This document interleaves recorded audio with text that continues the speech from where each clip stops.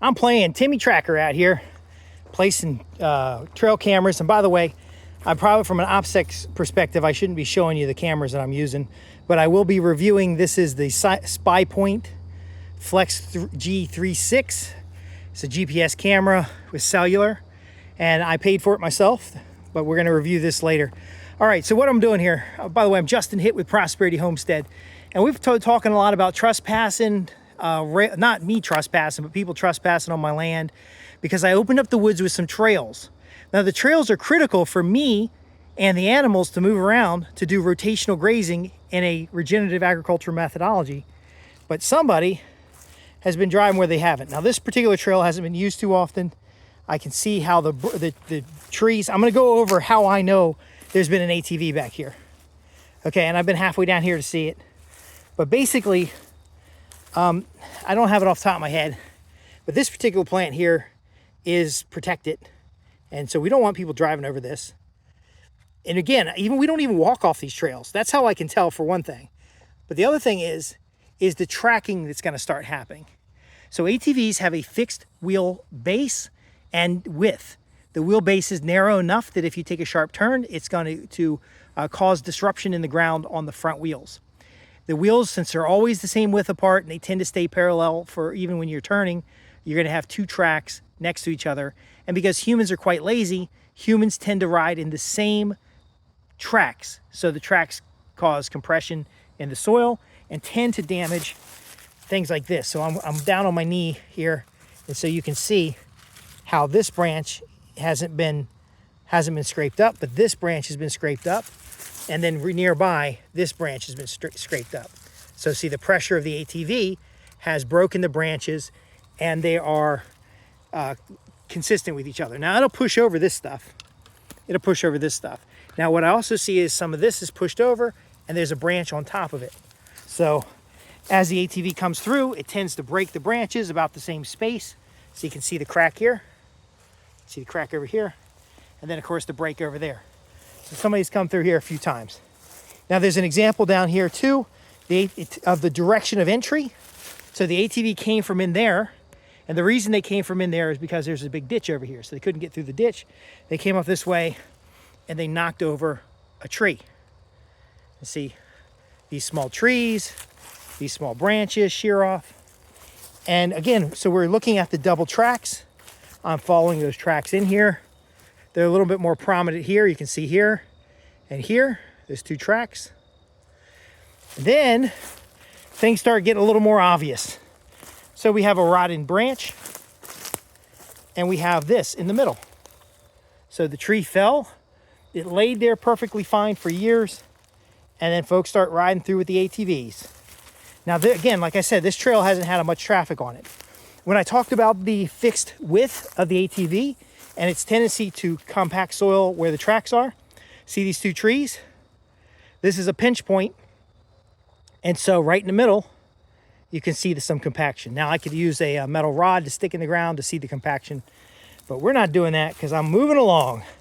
All right, so what happened here, in this case, I haven't been that far out on this one. That's an animal trail. And I can tell that's an animal trail because it only has one area of compaction. Animals, like humans, are lazy. They tend to walk on the same trail. And by the way, I'm assuming that if I can read trails like this, so can animals. So I tend to walk on the animals' trails. And so we're coming up here. If this was an ATV, it would have knocked over this tree here. It would have knocked that out of the way. So it is possible to have two tracks next to each other, but one go under a tree, which would be impossible for an ATV. And then an ATV rider would be incredibly stupid to come out on this edge. And if they did, I would see some markings down there. That's probably going to be a finger pond, by the way. That is a seasonal creek. So I'm still on my property. Let me get back on the ATV trail. The ATV had a pinch in the trees here. It tended to come through here. We can see the shearing off of, or the breakage of branches. We can see where this vine is laid into the ground. We can also see that they've come, again, they came through more than once because there's a slight trail on this side. Now, with the human eye, you can pick up these things better. but basically they covered the edge here. And then remember that little endangered plant that I told you about? You can still see the trail when they ride over it with the ATV. This is what happens. It dies. So I can tell, because the ATV is parallel tracked, that it is going down. Now, I can't tell.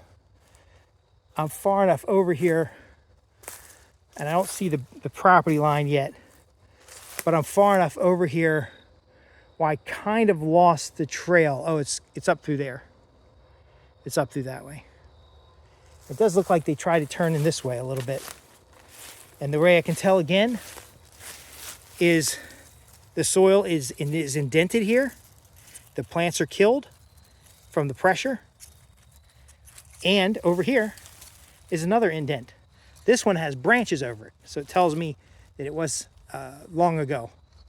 So some of this trail, and it's starting to get dark out here. I don't see where the rest of the trail goes, but some of this trail is really old, and some of it has been multi-tracked. People have been on it more than once. And then other parts of the trail are actually animal trails where they were sharing two trails. So, and I'm confident, I'm pretty near my property line, so we're not going to go any further here. But you can see there's an old road back here. So you can see how that's a seasonal creek. There is that slope up there, there's a fence line. That fence line, I've seen ATV marks up. But again, whoever was doing this, it looks like they were going slow and didn't know quite where they were. So they may not be a regular on this leg of it. But again, it's important to be able to tell these things and be able to know, because if people are coming on and off your property is less secure and it's more vulnerable to theft. Another factor is if somebody is actually lost back here, you want to be able to find out where they came from and where they're going so that you can help them find their way. And then ultimately, you set up one of these little babies with a cellular signal so you can evidence who's coming and going off your property, because they shouldn't be back here. And then, of course, I'm going to get the GPS out on another visit and get some no hunt purple up, but we're starting to lose some light. Again, I'm Justin Hitt with Prosperity Homestead. We're doing a little bit of tracking in the woods here, and I have either lost the ATV trail or this is a less frequent trail and it's split off in the back there. Anyway, visit us at www.prosperityhomestead.org. We're going to do some demos and some reviews on the trail cameras. We're going to talk about securing your property and the physical safety of your property, especially when you have neighboring land, hunting season, and other unknowns. You want to have your land secure, especially when you have livestock in place. And again, when you ask your questions at www.prosperityhomestead.org, you can see, I'll answer your questions in the videos. And before we turn this into a Blair Witch project, I am Justin Hitt. Thanks for watching.